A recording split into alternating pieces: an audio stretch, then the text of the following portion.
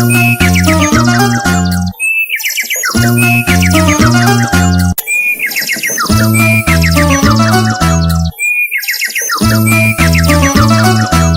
शांति छोटे। ओम शांति भैया। छोटे, आज की मुरली पढ़ी? हाँ भैया पढ़ी है, लेकिन आप रिवाइज करो, आपके साथ साथ मैं भी करूँगा। अच्छा ठीक है छोटे, मैं रिवाइज करना शुरू करता हूँ। तो आज बाबा ने हम बच्चों को बहुत सारी बातें सिखाई है। बाबा ने कहा इस दुनिया का होपलेस केस है, अभी सभी मर जाएंगे, इसलिए सभी से ममत्व निकाल देना चाहिए हम बच्चों को। बाबा ने कहा जो सर्विस नहीं करते ना, वो बाबा को याद भी नहीं करते। जिनको सर्विस का शौक रहता है, इसका अर्थ होता है कि वो बाबा को याद करते हैं। बाबा ने आज का गीत तुम्हारी पसंद का गीत है छोटे, ओम नमः शिवाय, तुम्हें तो बहुत पसंद है ना ये गीत। तो बाबा ने आज कहा है कि शिव के पुजारी बहुत है, शिवाय नमः रोज कहते रहते हैं, पूजा करते हैं। अभी तुम बच्चों को पता है कि संगम युग में ही बाबा आता है, रोज बाबा की इतनी महिमा करते हैं दुनिया में, भक्ति में। कितने झुंड के झुंड अमरनाथ पर जाते हैं, धक्के खाते हैं बेचारे। बाबा ने कहा किसको ऐसा कहो तो बिगड़ जाएंगे, लेकिन अंदर में उनको बहुत खुशी रहती है। लिखते हैं बाबा जब से आपको पहचाना है, बस अब तो हमारी खुशी का पारावार नहीं रहा है, कुछ भी तकलीफ आदि नहीं होती, फिर भी खुशी में रहना चाहिए ना। तो बाबा ने हम बच्चों को कहा है कि ऐसे भी लिखते हैं कोई बच्चे जो पहले बहुत निश्चय बुद्धि थे और बाबा बाद में बाबा को भूल जाते हैं, ठंडे हो जाते हैं।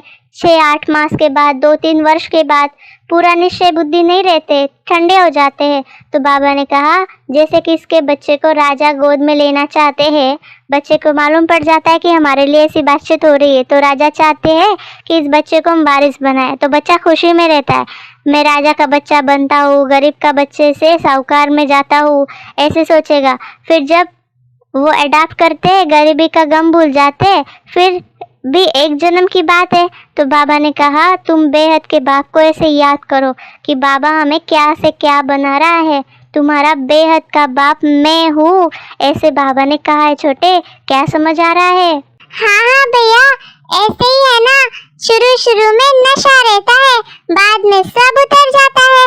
अभी भैया देखो, सुबह मुरली सुनी, सेंटर पे जाके सुनी तो बहुत नशा चढ़ जाता है, घर में ही रहे, सेंटर पे नहीं गए तो भी नशा उतर जाता है। अभी देखो भैया, हम मुरली रिवाइज कर रहे हैं तो मुझे नशा चढ़ता है कि हाँ आज दिन भर ऐसे करना है।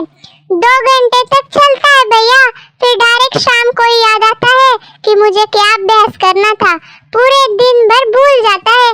अगर दिन भर ऐसे हो सकता है तो सोचो जो बेचारे मुरली मिस करते होंगे, योग नहीं करते होंगे, कभी कभी बाबा के पास जाते होंगे, उनकी हालत तो कितनी बुरी होंगी भैया।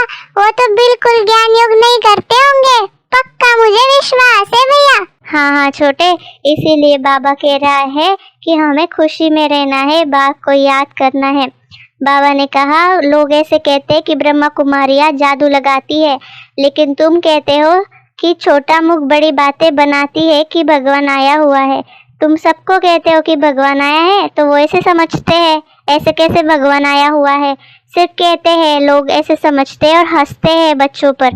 तो बाबा ने कहा पहले से ही फट से सीधा कहना नहीं है कि भगवान आया हुआ है, क्योंकि आजकल की दुनिया में भगवान कहलाने वाले बहुत हो गए हैं, वो भगवान का अवतार समझते खुद को, इसलिए हमारे ऊपर भी हंसते हैं। लेकिन बाबा ने कहा ये सब अंत में प्रत्यक्ष होगा। बाबा ने कहा कि एक तरफ कहते भगवान आया हुआ है, भगवान पढ़ाते, फिर जाकर शादी करते, तो लोग कहेंगे तुमको फिर क्या हुआ, तुम तो कहते थे भगवान पढ़ाते, फिर हमने जो सुना था सो कह दिया, ऐसे कहते हैं। फिर बाबा ये नहीं कहते कि हमको माया ने चमाट मारी है, ऐसे नहीं बताते हैं ना दुनिया वालों को, तो ये बहुत सारे डिससर्विस हो जाती है। क्या समझे छोटे? हाँ भैया, अगर हमने अच्छे से पुरुषार्थ नहीं किया, बाबा को छोड़ दिया और ज्ञान सिखाने वाले ही बाबा को छोड़ के चले जाएंगे, तो दुनिया वाले कैसे विश्वास करेंगे? सिखाने वाले ही चले गए तो वो किसको देखेंगे भैया?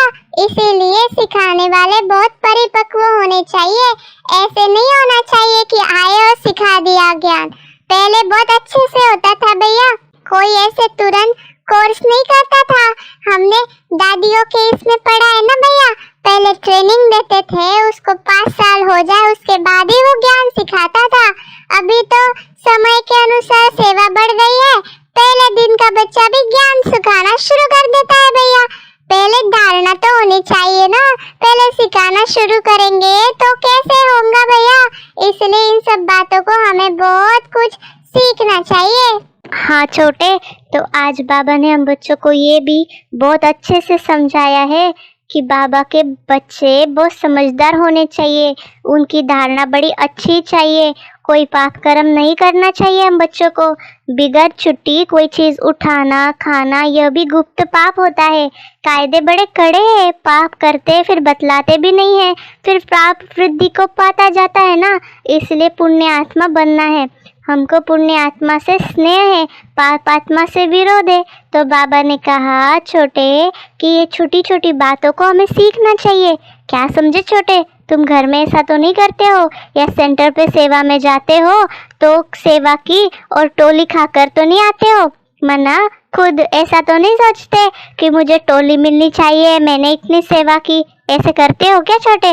भैया वैसे तो मैं ऐसा जरूर सोचता हूँ, क्योंकि सेंटर का भोजन, सेंटर का टोली सबको प्रिय होता है ना भैया।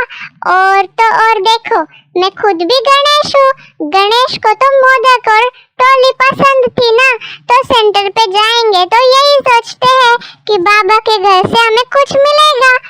तो भैया मैं भी ऐसा ही सोचता हूँ, लेकिन हाँ मैं पूछ कर लेता हूँ भैया, ऐसे उठाता नहीं हूँ। लेकिन बहुत सारे लोग ऐसे होते हैं भैया जो पूछते नहीं है, उठा लेते हैं, तो बाबा उनके लिए कह रहा है मैं ऐसा नहीं करता हूँ, मैं पूछ कर लेता हूँ।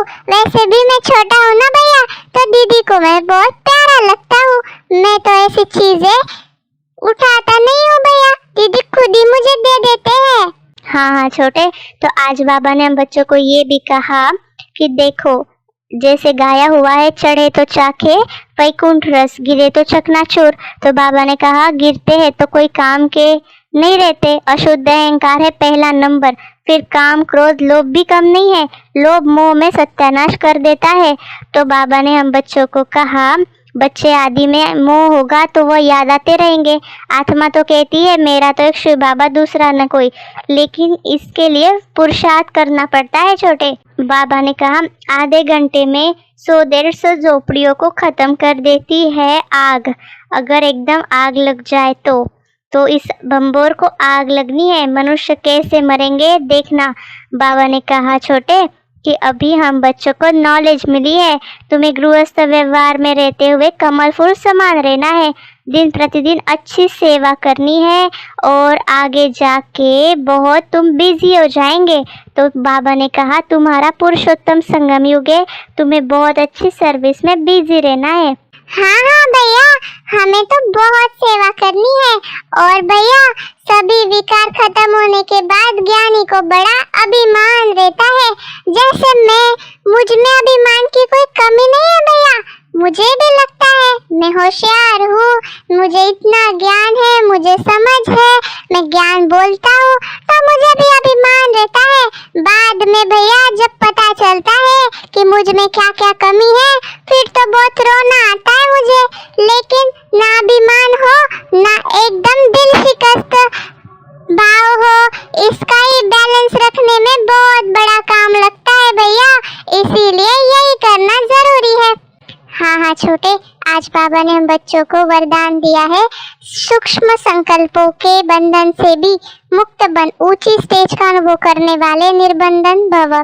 स्लोगन में बाबा ने कहा देही अभिमानी स्थिति द्वारा तन और मन की हलचल को समाप्त करने वाले ही अचल रहते हैं। अच्छा, ओम शांति।